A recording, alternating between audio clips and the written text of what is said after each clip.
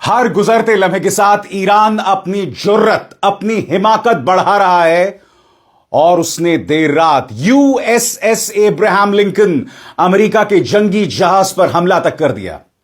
क्या हुआ उस हमले का, यह कुछ देर बाद मैं आपको बताने वाला हूं।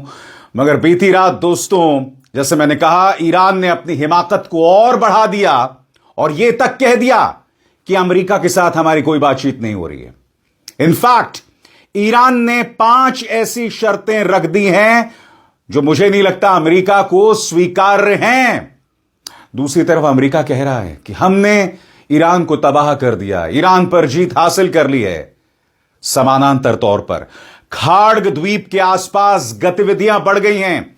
ईरान ने अपने खाड़ द्वीप पर अपनी सेनाएं भेजनी शुरू कर दी हैं, क्योंकि ईरान को यह पता चल रहा है कि अमेरिका 5 दिन खत्म होने के बाद खाड़ द्वीप पर हमला कर सकता है। माहौल बहुत नाजुक है दोस्तों इस वक्त, और पूरा घटनाक्रम एक निहायत ही दिलचस्प मोड़ पर पहुंच गया है।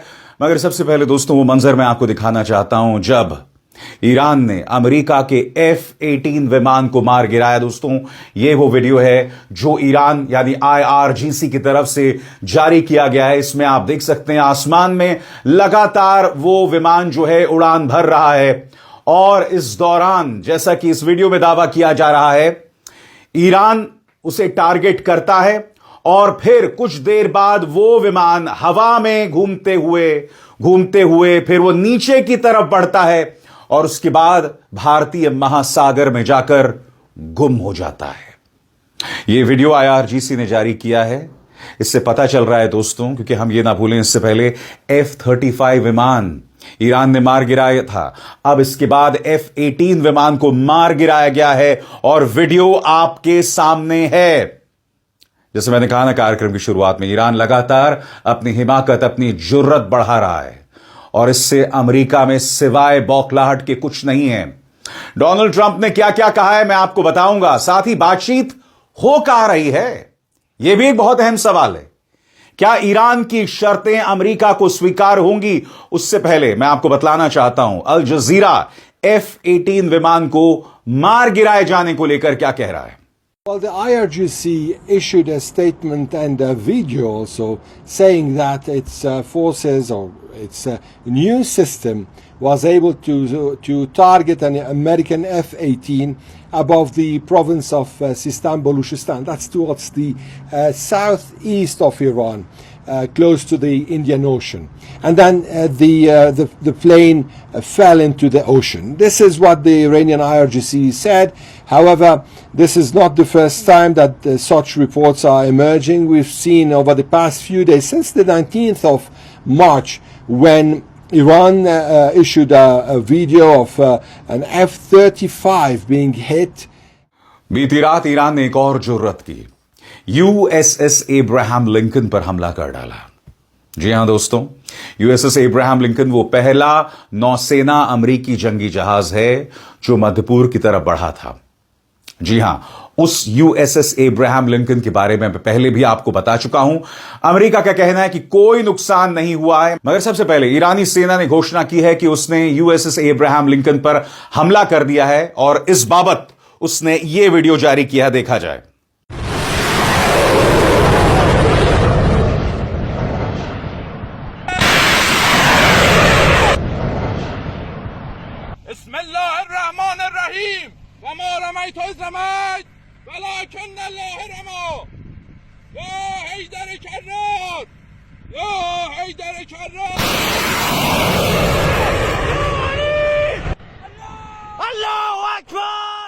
अब बहुत ही त्वरित अंदाज में मैं आपको बताने वाला हूं कि इस मुद्दे को लेकर अमेरिका का क्या दावा है, ईरान का क्या दावा है और स्वतंत्र एजेंसीज क्या कह रही हैं। क्या USS एब्राहम लिंकन पर ईरान ने वाकई हमला किया है?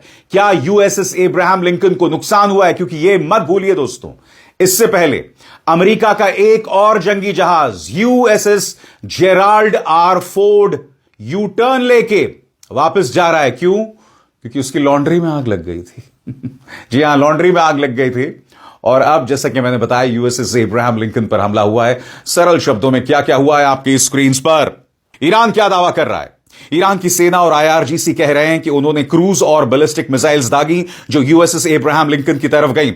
उनका कहना है कि कुछ मिसाइलें सीधे टारगेट पर लगी, जिससे करियर को नुकसान हुआ और इसे पीछे हटना पड़ा।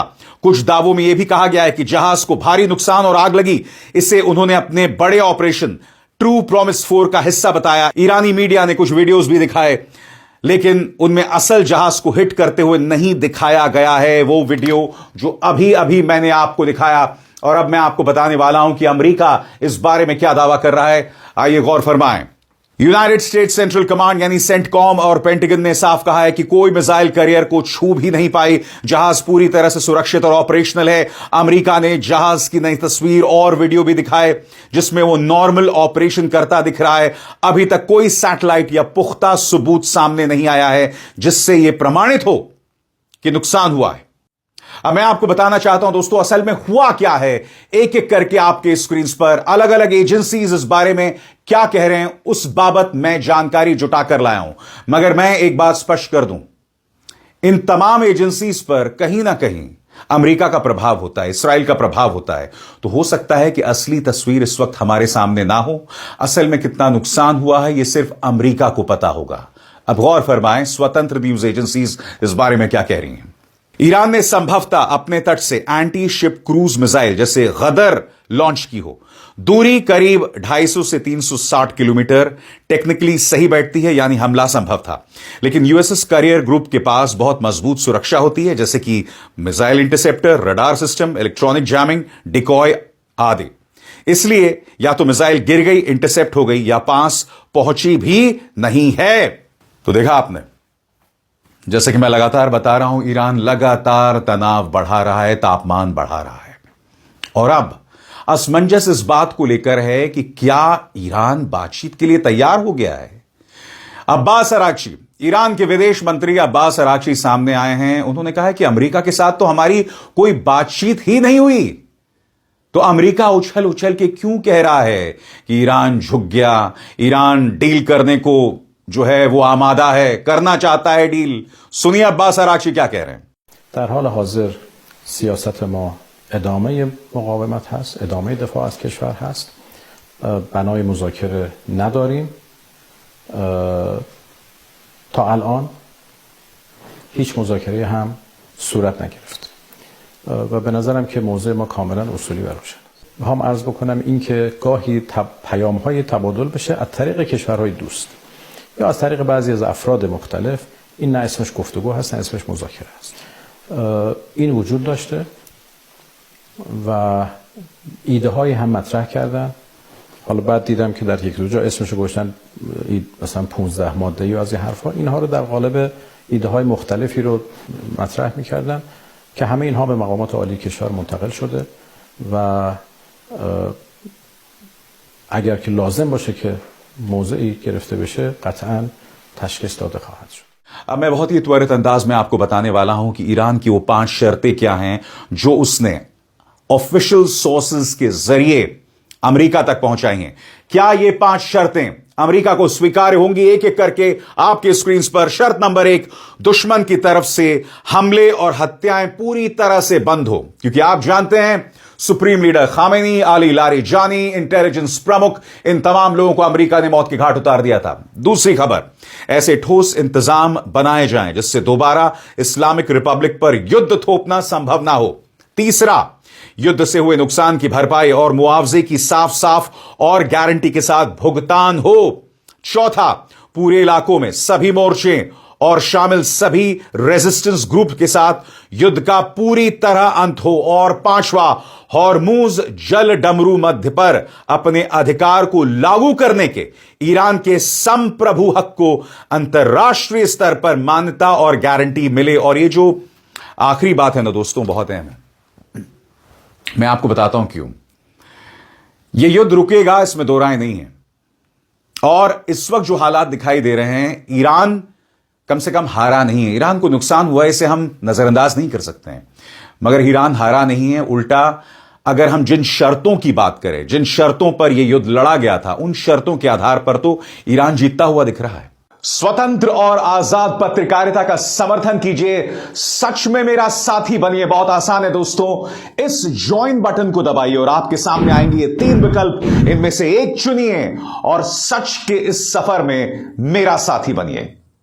सबसे बड़ी बात, अब यह समझौता तभी संभव होगा जब अमेरिका और इस्राइल कुछ मुआवजे दें, कुछ समझौते करें, मगर ट्रंप के तेवर से ऐसा लग रहा है ऐसा नहीं होगा।